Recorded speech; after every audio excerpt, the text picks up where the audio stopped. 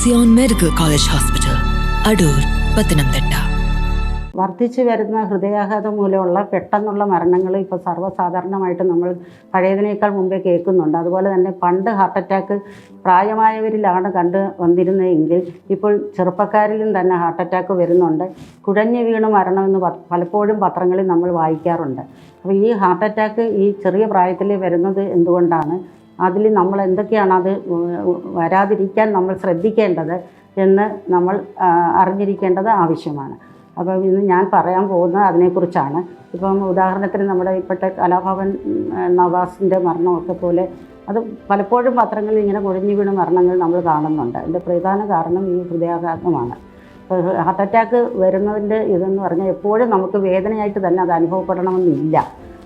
പലപ്പോഴും ഈ നെഞ്ചത്തൊരു ഭാരം കയറ്റി വെച്ചതുപോലെ അല്ലെങ്കിൽ ശ്വാസമുട്ടൽ പോലെ ആരോ കൊങ്ങയ്ക്ക് കുത്തിപ്പിടിക്കുന്നത് പോലെ ഒക്കെ വേദനയേക്കാൾ ഉപരി ഇങ്ങനെയുള്ള ലക്ഷണങ്ങളെയും കൂടി നമ്മൾ ശ്രദ്ധിക്കണം. പലപ്പോഴും ഇങ്ങനെയുള്ള ലക്ഷണങ്ങളാണ് അധികരിച്ച് വരുന്നത്. പിന്നെ എരിച്ചിൽ പോലെ തോന്നുക, അപ്പോൾ പലപ്പോഴും അതൊരു ഗ്യാസാണ്, അൾസറാണ്, അതുകൊണ്ട് തനിയെ പൊക്കോളും എന്നൊക്കെ സ്വയം നമ്മുടെ ചികിത്സ നിശ്ചയിച്ച് നമ്മൾ ഡോക്ടറെ കാണാതിരിക്കുന്ന അവസ്ഥ ഉണ്ടാകരുത്. ഈ ലക്ഷണങ്ങളെല്ലാം തന്നെ നമ്മളിപ്പോൾ കുറച്ചുകൂടി ശ്രദ്ധ കൊടുത്ത് ഡോക്ടേഴ്സിനെ കാണണം. ഉദാഹരണത്തിന് നമ്മുടെ നാട്ടിൽ ഡയബറ്റീസ്, പ്രമേഹം വളരെ കൂടുതലാണ്. അതുപോലെ ഹൈ പ്രഷർ വളരെ കൂടുതലാണ്. അപ്പോൾ ഇങ്ങനെയൊക്കെ ഉള്ളവർക്ക് യങ് ഏജിൽ തന്നെ, അതുപോലെ നമ്മുടെ ഫുഡ് ഹാബിറ്റ്സ് കാരണം ചീത്ത കൊളസ്ട്രോൾ വളരെയധികം ബോഡിയിലുണ്ട്. ഈ വക കാരണങ്ങൾ കൊണ്ട് തന്നെ ഹാർട്ട് അറ്റാക്ക് ചെറിയ പ്രായത്തിലും വരാമെന്നുള്ളത് നമ്മൾ മനസ്സിലാക്കുക. അപ്പം ഈ വക ലക്ഷണങ്ങൾ കണ്ടാൽ തന്നെ ഡോക്ടറെ കാണേണ്ടത് ആവശ്യമാണ്. പിന്നെ ഈ ഡയബറ്റീസ് പോലെയുള്ള അസുഖമുള്ളവർക്ക് ചിലപ്പം ഈ വേദന കാണാതെയും ഇരിക്കാം. സൈലൻ്റ് അറ്റാക്കുകളെന്ന് തന്നെ നമ്മൾ പറയാം. അങ്ങനെയും സംഭവിക്കാറുണ്ട്. പിന്നെ ഈ വേദന വരുന്ന സ്ഥലങ്ങൾ, എല്ലാവരുടെയും വിചാരം നെഞ്ചിൻ്റെ നടുക്ക് തന്നെ വരണം, അല്ലെങ്കിൽ ഇടതുവശത്ത് ഹാർട്ട് ഇരിക്കുന്നു അവിടെ തന്നെ വേദന വരണമെന്ന്. അവിടെയും വരാം, പക്ഷേ പല സ്ഥലങ്ങളിലേക്കും ഇത് വ്യാപിച്ചു പോകാം. കൈയുടെ ഇരു കൈകളിലെയും വശങ്ങളിലേക്ക് ഈ വേദന വ്യാപിക്കാം. അതുപോലെ പുറകിലേക്ക് ബാധിക്കാം.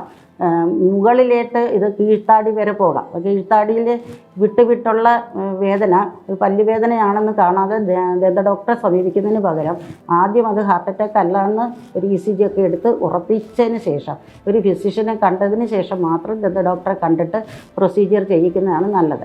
അതുപോലെ കീഴ്പോട്ട് താഴോട്ട് പറഞ്ഞു കഴിഞ്ഞാൽ പൊക്കിളിൻ്റെ അവിടെ വരെ ഈ വേദന അനുഭവപ്പെടാൻ സാധ്യതയുണ്ട്. അപ്പോൾ ഇങ്ങനെ വിദഗ്ധ ഡോക്ടറെ കാണണം. പലപ്പോഴും പലരും ഡോക്ടറെ കണ്ടാൽ ഡോക്ടറെ അടുത്ത് പോകാറില്ല. സ്വയം ഗ്യാസിൻ്റെ മരുന്നുകൾ വാങ്ങിച്ച് കഴിക്കുന്നവരുണ്ട്. അങ്ങനെ ചെയ്യരുത്. ഒരു ഡോക്ടർ കണ്ട് തന്നെ തീരുമാനിക്കണം. അതുപോലെ തന്നെ ഇപ്പോൾ ഒരു ECG എടുത്ത് നോക്കി, ECGയിൽ ചിലപ്പോൾ ചേഞ്ച് വരണമെന്ന് നിർബന്ധമൊന്നുമില്ല. ഇപ്പോൾ വന്നു മാറുന്ന ഹാർട്ടിൻ്റെ വേദനകളുണ്ട്. അതിനെ അഞ്ചൈന എന്ന് നമ്മൾ പറയും. വലിയ അറ്റാക്കല്ല, പക്ഷേ എപ്പോൾ വേണമെങ്കിലും ആ അഞ്ചൈന വരുന്ന രോഗിക്ക് അറ്റാക്കായി മാറാൻ സാധ്യതയുണ്ട്. അപ്പോൾ ഈ അഞ്ചൈനയിലൊക്കെ നമുക്ക് ECG നോക്കിയാൽ ഉടനെ ചേഞ്ചസ് കാണണമെന്നില്ല. അപ്പം നിങ്ങളുടെ ലക്ഷണങ്ങളെ വിലയിരുത്തി നിങ്ങളെ പരിശോധിച്ചൊരു ഡോക്ടറാണ് തീരുമാനമെടുക്കുന്നത്.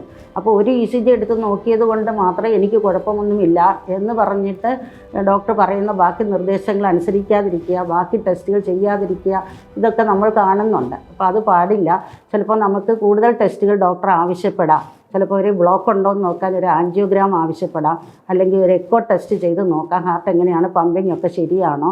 അതുപോലെ തന്നെ കാർഡിയക് എൻസൈംസ് ഉണ്ട്, ട്രോപ്പ് ഐ ട്രോപ്പ് ടി എന്നൊക്കെ പറഞ്ഞിട്ടുള്ള കാർഡിയക് എൻസൈംസ് ഉണ്ട്. അപ്പോൾ കൂടുതൽ ടെസ്റ്റുകൾ വേണം, അല്ലെങ്കിൽ കൂടുതൽ നിരീക്ഷണം ആവശ്യമാണ്. ചിലപ്പോൾ ആദ്യത്തെ ECGയിൽ കുഴപ്പമൊന്നുമില്ല, വീണ്ടും എടുക്കുന്ന ECGയിൽ ചിലപ്പോൾ ഈ കുഴപ്പങ്ങൾ കാണിച്ചു തുടങ്ങും. അപ്പോൾ ഇതൊക്കെ ഒരു വിദഗ്ധ ഡോക്ടർക്ക് മാത്രമേ നിശ്ചയിക്കാൻ സാധിക്കുകയുള്ളൂ. അപ്പോൾ ഏതായാലും ഡോക്ടറുടെ നിർദ്ദേശങ്ങൾ പാലിക്കുക. കൂടുതൽ ടെസ്റ്റുകൾ ആവശ്യമാണെങ്കിൽ നമ്മൾ അത് ചെയ്യാനും ബാധ്യസ്ഥരാണ്. അതുപോലെ തന്നെ ഇപ്പം നമ്മുടെ നാട്ടിലെ ഒരു പ്രവണത എന്ന് പറഞ്ഞാൽ അസുഖം വന്നു കഴിഞ്ഞ് മാത്രമേ ഡോക്ടറെ കാണത്തുള്ളൂ. അല്ലാതെ അസുഖം വരുന്നതിന് മുമ്പ് ഇതൊക്കെ ഉണ്ടോ എന്നൊന്ന് ചെക്ക് ചെയ്യുന്നത് നല്ലതായിരിക്കും. അപ്പോൾ ഇപ്പം പഴയതുപോലെ അല്ല, ഒരുപാട് പ്രായാധിക്യമൊന്നും വരണ്ട. ചെറുപ്പക്കാർക്ക് തന്നെ ഇതൊക്കെ കാണുന്നത് കൊണ്ട് നേരത്തെ തന്നെ നമ്മൾ ഷുഗർ ഉണ്ടോ എന്ന് നോക്കുക, ഹൈ പ്രഷർ ഉണ്ടോ ഇല്ലയോ എന്ന് നോക്കുക, അങ്ങനെ കൊളസ്ട്രോൾ ഉണ്ടോ എന്ന് നോക്കുക.